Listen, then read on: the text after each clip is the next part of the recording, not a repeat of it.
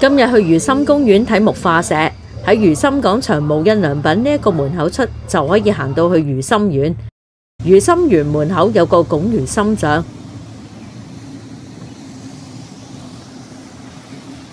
呢一度所有嘅化石都係真嘅，除咗呢一粒全眼石。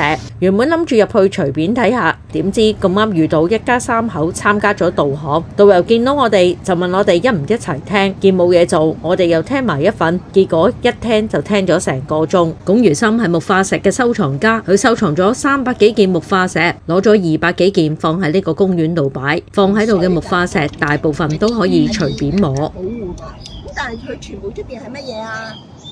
樹嚟嘅喎，嚇，好啦。佢出邊咧就保留翻啲樹嘅樣，你睇啊！變呢啲咧，你睇下，變咗好多顏色啊！咁呢啲咧全部係乜嘢咧？原來類似一啲瑪瑙啦，靚唔靚啊？靚，礦物係啦，啡色，仲有咧，仲有綠色喎，係咪啊？黃色。係啦，其實呢啲都好似啲玉咁樣㗎，仲有咧，呢啲係水晶嚟嘅，睇唔睇㗎？你望下。大家行埋啲睇睇，呢個係水晶嚟㗎。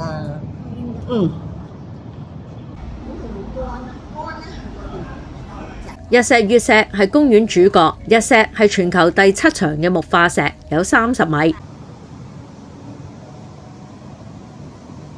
噴水池呢一堆都係真嘅木化石。所有小朋友都中意玩水㗎。有一啲木化石被設計成巨型嘅擺設，名為人生里程碑石。一個呢個擺設叫替紋石，係結婚戒指造型，戒指裏面寫滿咗唔同國家我愛你嘅文字。呢一個公園提倡環保，所以有一啲環保設施。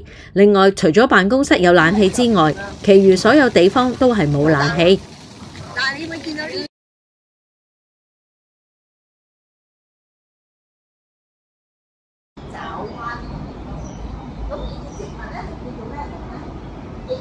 呢度係永恆廊，喺永恆廊你會知道龔如心中意化石嘅原因。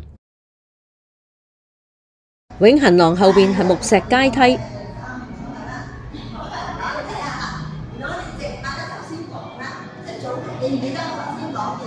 木石階梯盡頭有個位置介紹化石如何形成，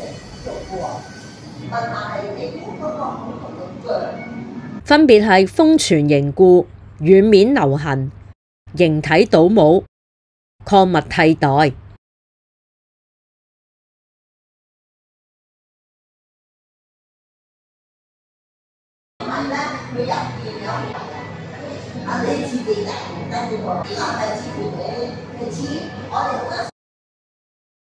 最後行埋呢一條彩虹石梯，睇埋喺香港揾到嘅石頭同埋其他地方特色嘅礦石就完啦。